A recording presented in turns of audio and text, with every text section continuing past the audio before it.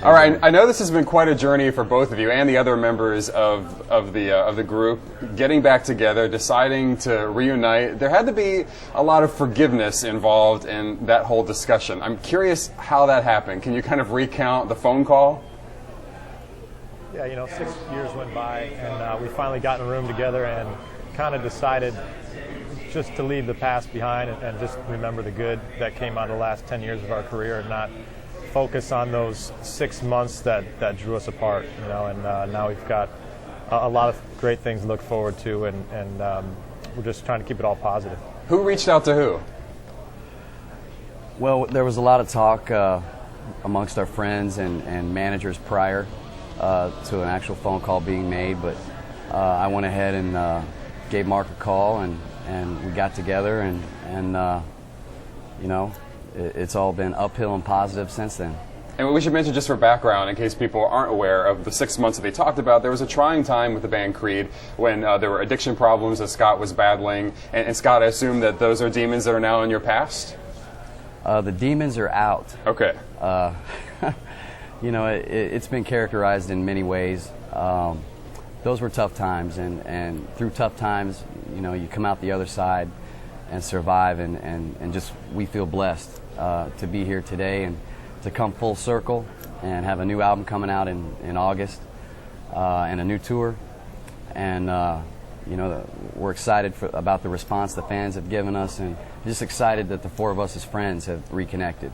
And Scott, you were talking about feeling blessed there, so let's talk a little bit about faith and how that might have been tested over the years. Oh, it's been quite a journey, and quite a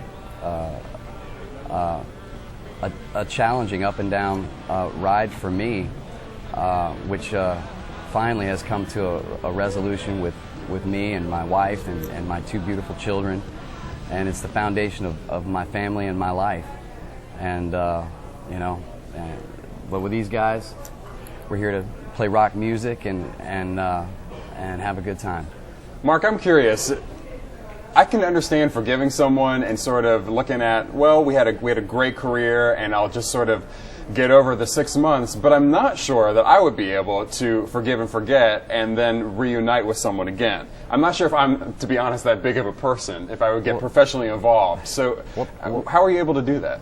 Well, that's what makes Mark so special, and the chemistry we have, and there's a lot of forgiveness going around. I mean, it had to come from all four of us for various different things, and and Mark's a special guy and an amazing talent, and a muse for me, and I'm just excited and thrilled to be jamming with him again. Yeah, 6 years does a lot of healing. We've all had kids and grown up a lot, and we realized what we had was a real special thing that only 1 in a million people get to really experience, and for us to pass that up for the rest of our lives and harbor all that ill will towards each other is just not healthy, and it's not something we wanted to do. We just had to cut out all the middlemen and get face to face with each other and just move forward.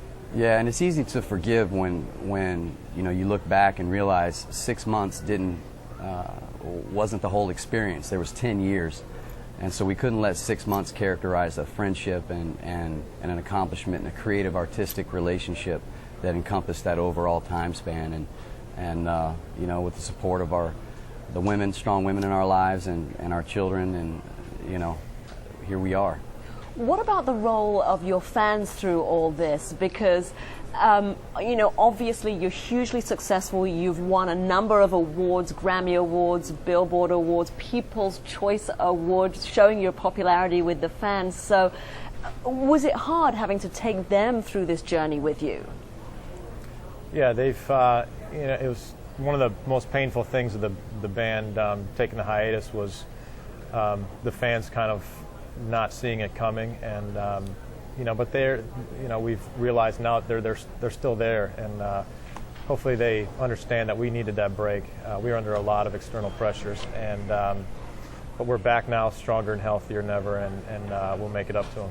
And during that time period, I mean, I can't tell you how many thousands and thousands of letters, emails, and just support from our fans, and we appreciate them so much, and that's why we're dedicated and so filled with vigor and excitement in making the album we were born to make, and giving the fans a tour and a live show experience bigger and better and more passionately delivered than they've ever seen. And what about the music? What can we look forward to? How is Creed going to evolve?